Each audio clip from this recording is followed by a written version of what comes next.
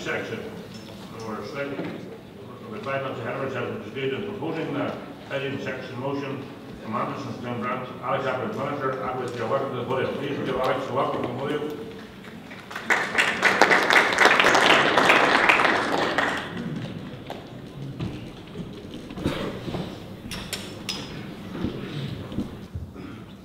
Thank you, Chair. If you look at the conduct of the DUP in government, what they are trying to do in many instances is recover what they view as lost ground that they think they've lost over the last 40 years. That's why they oppose the Parades Commission. That's why they oppose the Community Relations Council. That's why they oppose any extension of North-South. And that's why they oppose the Northern Ireland Housing Executive. And we need to be very vigilant. And given the history of housing in this part of Ireland, given that this party was born out of a campaign around housing rights and other rights, we need to be very vigilant and alert that we protect the legacy of housing change gathered over the last 40 years, whilst at the same time seek out further reform of housing in the future to better serve our community. So a message needs to go out to the DUP, because around government we are the only people sending out that message, and it is hands off the Northern Ireland Housing Executive.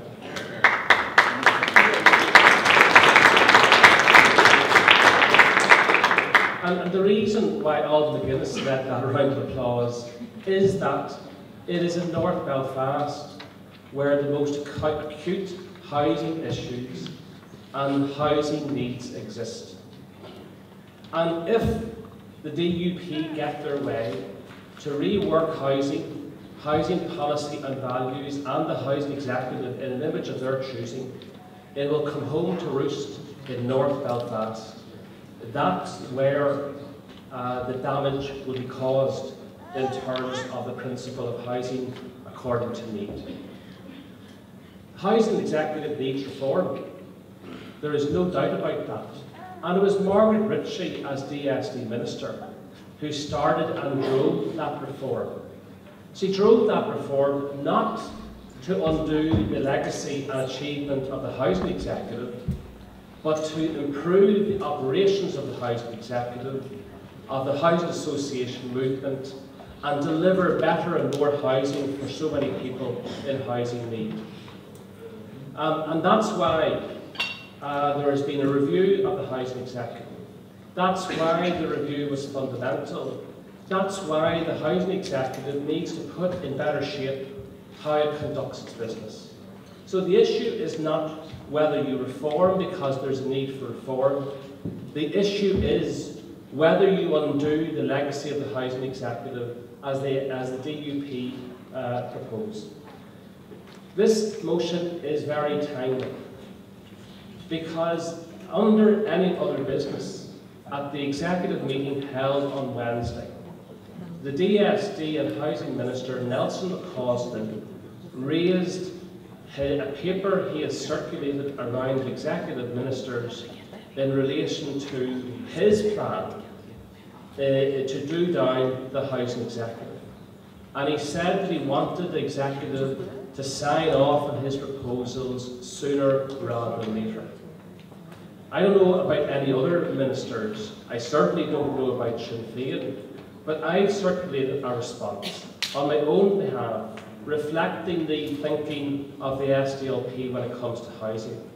And what it says is, yes, let's split the housing executive landlord function from its other functions. Yes, let's have radical reform of the housing association, but let's retain the allocation of housing based upon need, and let's retain the housing executive as a body going forward. A curious thing happened at that same executive meeting. You will not believe this, but £8 million, and I'll finish here, Joe, £8 million was returned to the executive because Nelson McCausland claimed that in November 2012, 4 months and 5 months before the end of the financial year, the Housing Executive couldn't spend that £8 million on new build housing. That's about 80 houses. So here we are with growing housing waiting lists, with less housing being built at any time in the last 5 years because of what Margaret Ritchie did in getting new money for new housing. And Nelson McCausland is handing back £8 million from the Social Housing Development Programme to the Executive. Explain that to people in Northern Ireland, including North Belfast, on the waiting list, that houses will not be built because Nelson McCausland is handing back the money. There's something going on there, and we're going to get to the bottom of it. Yes? Thank you, Alex.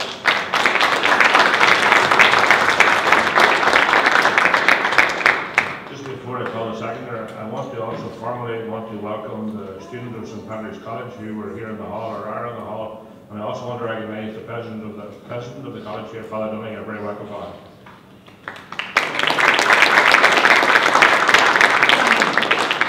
Seconding this housing motion is Councillor Colin Keenan of West Belfast. Colin, you're welcome to the podium. Thank you, Chair. Well, I raised to second this motion, and I do so because housing is a serious issue in this day and age when so many of our people, our most vulnerable people in our society, are in housing stress and in much great need for housing solutions. So looking historically, it is fair to say that the SDLP has been the party of housing. From Austin Curry's Caledonian civil rights protest to Margaret Ritchie and Alex Alwood as DSD ministers, fairness in housing has been fundamental to the existence of the SDLP. Over 40 years ago, it was the SDLP that insisted that housing should be taken away from local authorities who had proved unfit to discharge their responsibilities. The SDLP demanded that there be fairness in housing and responsibility for housing vested in the Northern Ireland Housing Executive. Those reforms in the establishment of the Housing Executive in 1971 put an end to discrimination in housing. Nearly 40 years later, it was left to the SDLP once again to tackle the crisis in housing. This time the challenge was very different. Decades of underinvestment by direct rule ministers left us with a depleted housing stock, record long waiting lists, and high levels of housing stress and homelessness. In addition, the global economic downturn has made it difficult for people to get onto the housing ladder. The SDLP social ministers, Margaret Ritchie and Alex Alwood, made a huge difference for those who needed help the most. Under Margaret Ritchie and Alex Alwood, the ministers did more with less. Within really tight financial constraints, they delivered double the number of social houses as were built in the years before. They delivered an expansion of co-ownership and equality sharing to help those onto the property ladder, something this party and this party alone can be proud of. Compare this to the record of the current DUP minister, Nelson McCausland. Despite having a friendly DUP minister in finance, he has taken the new housing building number right back to what it was pre-SDLP under direct rule, which is quite honestly disgraceful. Look at what a DUP minister, in collusion with Sinn Féin, tried to do on the Girdwood site in North Belfast. SDLP ministers recognised that there was a massive housing stress in North Belfast. They recognised the need to build large quantity and allocate those houses to those who were in greatest need. Minister Atwood announced the decision to build 200 houses in March 2011. The figure of 200 houses was just not aspirational. The money had been allocated and the Housing Association had been appointed to take that work forward. The DUP, with the assistance of Sinn Féin, tried to undo that decision. But let's be clear that there should be no politically motivated attempts to social engineer, marketing houses to just one community only, and or building houses where they are not needed is just fundamentally wrong. Housing must be allocated on need. That is the principle the SDLP advocates in government. The SDLP from our very foundations has fought hardest for justice in housing. We will continue to be the party of justice in fair housing, and I raise the second this motion. And I know Mark H., who probably will speak later, was at the Northern Ireland Federation of Housing Associations conference this morning. I was there yesterday. I wasn't there today because I was preparing for this. And yesterday at that conference, John McPeak of the Housing Executive talked about the housing family. And I think those of us who are in housing associations recognise the Housing Executive as the big brother in the family. And what I want to say is that, very soon, clearly according to Alex, I think radical change is going to come on the Housing Executive. And for whatever shortcomings there may have been in what the Housing Executive did in the past few years, we must not forget its major achievements. 40 years ago, 1 in 5 houses in Northern Ireland was not of modern standards. In fact, many were actually unfit for habitation. That figure today is now less than 1%. 40 years ago, as we know, housing allocation across Northern Ireland was often done in a discriminatory way. That has completely been wiped out. So I think we need to remember the achievements of the Housing Executive, all that there may be some more recent shortcomings.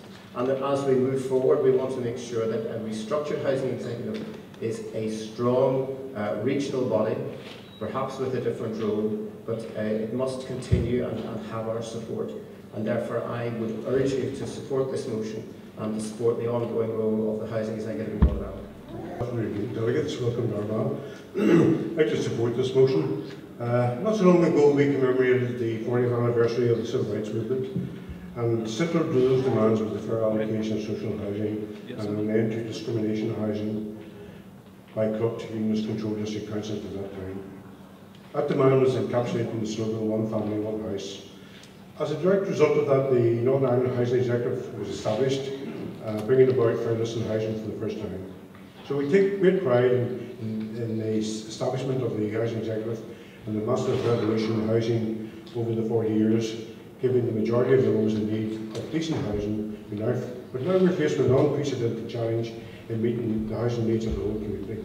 As you've probably all been aware of, the current DSD Minister, McCausland, to weaken the Northern Ireland Housing Executive and to diminish its strategic central role in the provision of housing in Northern Ireland. I've been on some meetings with Mr. McCausland about housing, and the small little things he keeps digging away at really to undermine the status and position of the Northern Ireland Housing Executive. So this suspicion about him is not unfounded. He wishes to restore housing back to the hands of local councils. This is part of the DUP's agenda to incrementally strip away the achievements of the Good Friday Agreement and the Civil Rights Movement. The housing programme has been undermined. There's not a sufficient ambitious housing programme. And quite apart from the new homes for those in need, the building and improvement of homes also represents a lifetime for our construction industry, generating guaranteed employment for tradesmen, construction workers and the firms throughout Northern Ireland. And how relevant is that at the moment when you have a big construction firm having to go into administration? Really establish the fact that you just alluded to about the multiplier effect of social housing building as a stimulus to the wider economy. So in a time of economic recession, it's crazy not to prioritise an ambitious new social housing programme. Therefore, the Northern Ireland Housing Executive must review as a matter of urgency the overall budget allocations and to reprioritise social and affordable housing as a top priority, and that the housing associations get on the job to tackle our housing serious crisis. I support this motion and I hope you will too as well. Thank you very much. Thank you, Carl. Okay, that concludes motion 9. Thank you very much, Chair. It's my privilege to propose the motion. Delegates, the Garwood site, situated just beside what will become the cultural corridor in North Belfast, should be a model of good practice. It should be a shining example of a great inner city development for Belfast. But instead, because of sectarian politics, its 22 acres lie sterile, undeveloped and practically abandoned. It has become a casualty of sectarian obstruction and political posturing. The toxic nature of politics in North Belfast has inevitably led to paralysis and deadlock. And while other parties pay lip service to shared space and a shared society, the reality is that every square inch of land is fought over and contested. The inescapable need for social housing in the area, the SDLP remains determined that the site should be developed primarily, but not exclusively, to deal with the inadequacy in provision. We want to see a vibrant urban village, a housing site which is designed to avoid the failures of the past which have resulted in massive inner-city housing sprawl.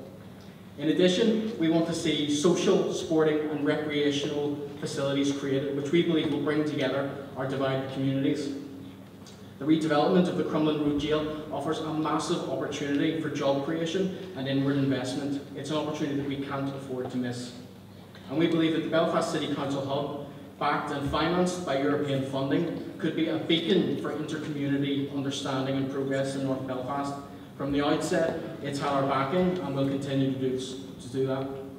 For our young people in the local schools at St Malachy's College and Belfast Royal Academy, as well as countless local community organisations, they should benefit from a 3G pitch located somewhere on the site. Delegates, all of this can happen and both of our communities can benefit from it, but housing must remain our top political priority. This party will not sell out its commitment to the principle of need for political expediency. We will not sell out our commitment to those 1,400 families currently living in housing stress for a shady deal with the DUP and as part of a sectarian carve-up. To do so would be to abandon those in real social need, to give in to a narrow sectarian agenda. At conference, we won't give in to it, so I support the motion. Thank you very much. Robin McGuinness, MLA for North Belfast, has been playing blindly for us on difficult circumstances all summer. Alban, you're welcome. Thank you very much, Chair. Could I first of all thank Martin for presenting in, I think, great detail the problem that exists in North Belfast in relation to Gerwood. Whenever he's not marching, the Minister for Social Development, Nelson McCausland, purports to be the Minister for Housing. But the reality is this, that he's more the Minister against housing than the Minister for Housing. Because every time he talks to the Assembly, he says, we shouldn't be building any more family houses. There are far too many family houses. And yet, in his own constituency of North Belfast, there are at least 500 families in housing stress. How could anybody claim to be the Minister for Housing when he realises, where he should realise, that there is such housing need, and yet he ignores that housing need? Gerwood is 22 acres in the middle of North Belfast, inner city North Belfast. There isn't a blade of grass on it. It is empty. It's ready for development. And yet this minister, because of electoral and sectarian politics, refuses to develop Gerwood for housing. That's the reality of the situation. And that's the minister that we have in charge of housing. And in his own backyard, he refuses to build. That is not acceptable to the SDLP. It is not acceptable to reasonable people. And we must oppose that, and must oppose that vigorously. And we have committed ourselves, and will continue to commit ourselves. We did so with Margaret Ritchie and with Alex Atwood to develop this site for housing. Why? Is it some notion that the SDLP has? It's not. It is because we need housing in Gerwood. It's not some fanciful idea, it's not some fanciful notion that we have as a political party. And therefore we demand that the objective need for housing in Gerwood be fulfilled, and fulfilled by the Executive and the Department of Social Development. Nothing else will do. And we will continue the fight. We will continue the fight, Chairman, to have this site developed fully for housing along with the other things that Martin has so eloquently described, the social dimension, to create an urban village in which people can live together. And we don't commit ourselves to the sectarianisation of housing. Where neighbourhoods can be shared and where housing can be shared, we will support that, Chairman, and we will continue to support that. And our vision of an urban village on the Gerwood side, I believe, is the right one. And I ask for your support in doing that. Thank you very much.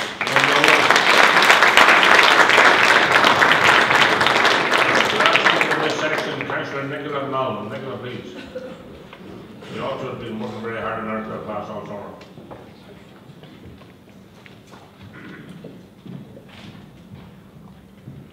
Conference, I also rise to support this motion.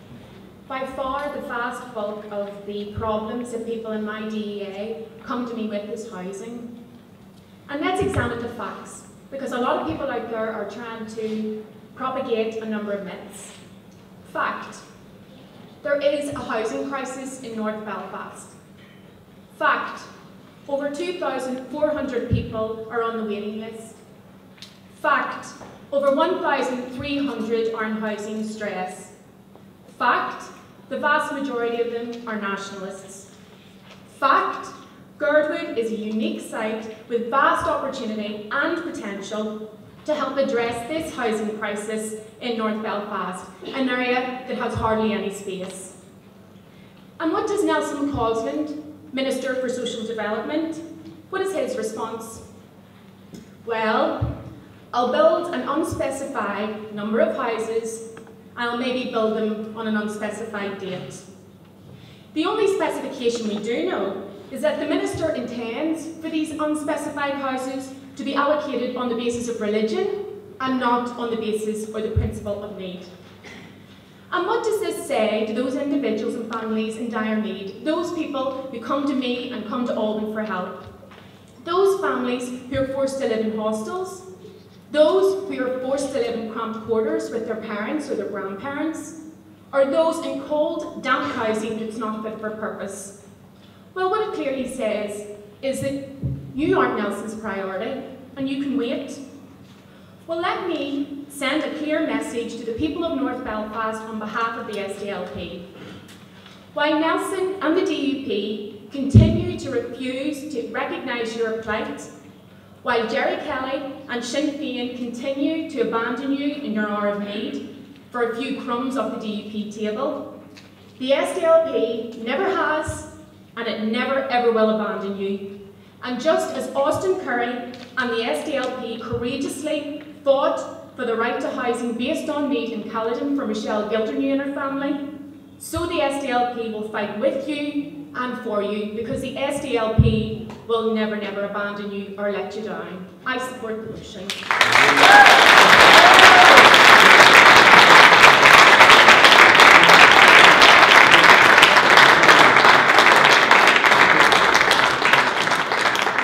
North Belfast housing is a Touchwood issue. We're now going to move to a vote, please. Motion number 10. Those in favour? Those against? Thank you very much. I'm going to allow one more motion to be debated in this section because we've gone over time. Thank you, Chair. Conference, I rise to propose the motion. Housing is as big an issue today as it has ever been, and I think it's fair to say today's debate reflects that. Those of you who are elected representatives, and indeed most of you here, will know many people and families who have been waiting to be housed for a very long time. Currently, in my own constituency, we have over 3,000 on the waiting list, and half of these are currently registered as homeless. These aren't just numbers, however. These are real people and real families in desperate need of a home where they can raise their children and grow old. Demand for social housing continues to grow, and there are many factors: joblessness, family breakdown, and increasingly due to homes being repossessed. While I hate to be a prophet of doom, I fear that this situation will become much, much worse if Nelson McCausland and his executive colleagues do not act and act quickly. The imminent arrival of the so-called Welfare Reform Bill, and I will cover that in much more detail later on today, is going to have a massive impact on housing and on homelessness here. Every charity, every colleague, every organisation, every person I have listened to agree on this, except the person in the position to prevent it, our friend Mr McCausland. While he did recently announce that the direct payment of housing benefit to landlords would be retained, following an SDLP motion calling for just that, he has done nothing to convince us that he is serious about preparing for the tsunami of homelessness that will follow welfare reform. Changing the single room rate and an increase in the qualifying age has already forced many young men and women to seek alternative, small, often unsuitable, more often non-existent accommodation. Under-occupation, well, I'll use the term under-occupancy as under-occupation is controversial enough in this part of the world, or the bedroom tax is certain to cause major headaches for social housing providers and major heartache for social housing dwellers and future social housing dwellers. They could lose up to £15 per week in housing benefit, and if they can't scrape it together to pay their rent, they'll be forced to move elsewhere. Where is the question? Where is the answer? We do not have suitable or sufficient housing stock here, and the Minister's response thus far has been to build less homes, not more. He has come nowhere near his predecessors, our own Margaret Ritchie and Alex Atwood, in terms of ambition or in delivery. Furthermore, due to the segregated nature of housing here, the practicalities of rehousing people become even more difficult. A fact that the SDLP have reminded Lord Freud of constantly in our ongoing negotiations with him on welfare reform. Since this motion was submitted to conference, the Minister has published his new housing strategy. Well, when I say his, and I say new, and I say strategy, I'm probably being over-generous. But today, I call on him to give us a proper strategy, tailor-made to tackle the increasing problem of homelessness, and properly resourced to do so. While there is an ongoing review of the housing allocation system, and I'm sure many of you will welcome that, we must ensure that any housing is based on need. Housing need gave birth to the civil rights movement, which gave birth to our great party. I don't think Nelson has much in common with the civil rights movement, well, apart from the marches maybe. He has demonstrated in his handling of the Girdwood situation that we just heard about, and where he was eagerly assisted by Sinn Féin, that addressing need is not his priority when it comes to housing families. I call on conference today to support this motion. We need the Social Development Minister to spend more money providing housing and less time deriding the housing executive. His continued attacks on the executive, in my opinion, preempt the outcome of its review.